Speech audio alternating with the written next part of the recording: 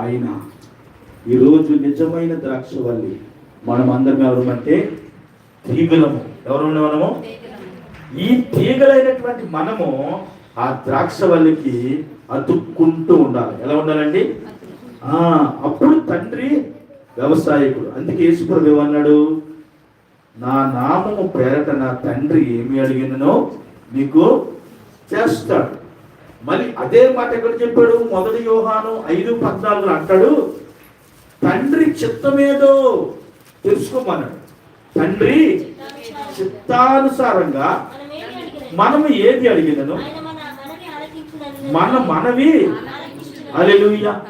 కనుక తండ్రి చిత్తానుసారంగా, తండ్రి ఏమైతే చిత్తం ఉందో ఆ చిత్తాన్ని తెలుసుకోకుండా, తండ్రి ఏమైతే ఇవ్వాలనుకున్నాడో ఆ దేవుడిచ్చినటువంటి ఆ యొక్క సంకల్పాన్ని తెలుసుకోకుండా, ఆయన రహస్యమందు నీ ప్రార్థన విని నీకు ఆలకించి దాని తాను ప్రతిఫలమిస్తాడని నువ్వు తెలుసుకోకుండా, దేవుని చిత్తము కనుక్కోకుండా, ఈ రోజు దేవుని బిడ్డరా మనుషుల్ని చూసి మనిషి స్వభావమును కనిపెట్టుకుని వెళ్ళిపోతున్నటువంటి వారు చాలా మంది ఉన్నారు.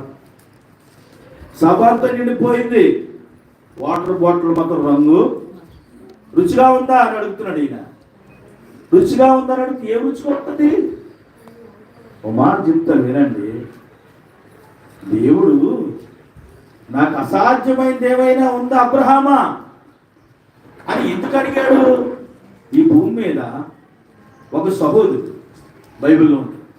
ఆ సహోదరుడికి ప్రార్థన చేస్తారు శిష్యులు. చేసినప్పుడు స్వస్థత రాదు. స్వస్థత లేకపోతే ఆ తండ్రిని అడుగుతాడు, అయ్యా నా కుమారుడు చాలా ఇబ్బంది పడుతున్నాడు, నీటిలోనికి వెళ్ళిపోతాను అంటున్నాడు, అగ్నిలోనికి వెళ్ళిపోతాను అంటున్నాడు, కనుక నేను చాలా బాధపడుతున్నానయ్యా, నేను చాలా దుఃఖపడుతున్నాను, నేను చాలా దిక్కులు చూపించాను, ఆఖరికి నీ శిష్యులు కూడా వచ్చి ప్రార్థన చేశారయ్యా, కానీ స్వస్థత నా కుమారుడికి రాలేదయ్యా.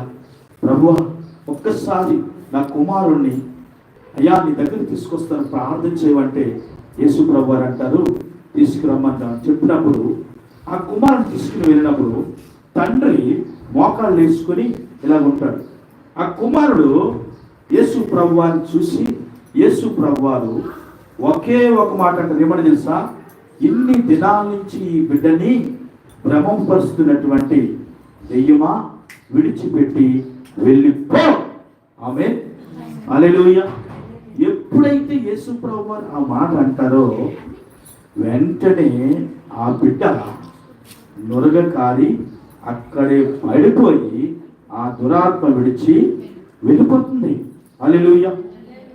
అంటే అర్థం ఏంటంటే ఈ భూమి మీద అధికారం ఉంది, ఆకాశం మీద అధికారం ఉంది, ప్రకృతి మీద అధికారం ఉంది, మన మీద కూడా మన దేవుడికి అధికారము ఉంది. కనుక ఆయన చిత్తం ఏంటో, ఆయన చిత్తము ఏంటో ఒక ఆయన వెళ్ళి, అమ్మా నేను ఎందుకో కానీ దేవుడు నాతో మాట్లాడుతూ ఉన్నాడు, కనుక నేను దేవుడు అభిషేకం తీసుకున్నాను, ఈ రోజు నుంచి నేను దేవుడు పని చేయాలని అనుకున్నాను, కనుక నన్ను మీరెవరు కూడా అపార్థం చేసుకోవద్దు అని చెప్పాడట.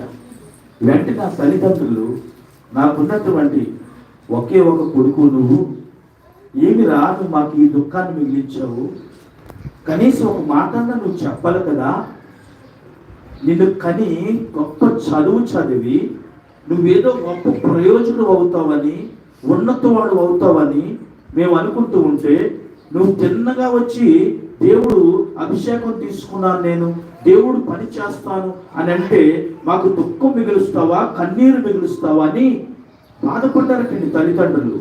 ప్రియమైన దేవుని బిడ్డరా చూడండి, ఆ తల్లిదండ్రులు బాధపడినటువంటి బాధ కుమారుడికి తెలుసు. కానీ అసలైన దేవుడు కుమారుడు ఈయన ఏం చేస్తున్నాడు? పిలుస్తున్నాడండి. హల్లెలూయా. ఎలా చూడండి అందరూ కూడా ఏం చేస్తున్నాడు? అసలైన దేవుడు కుమారుడు, నేను నిన్ను అభిషేకించాను కనుక నువ్వు నా పని చెయ్యాలి.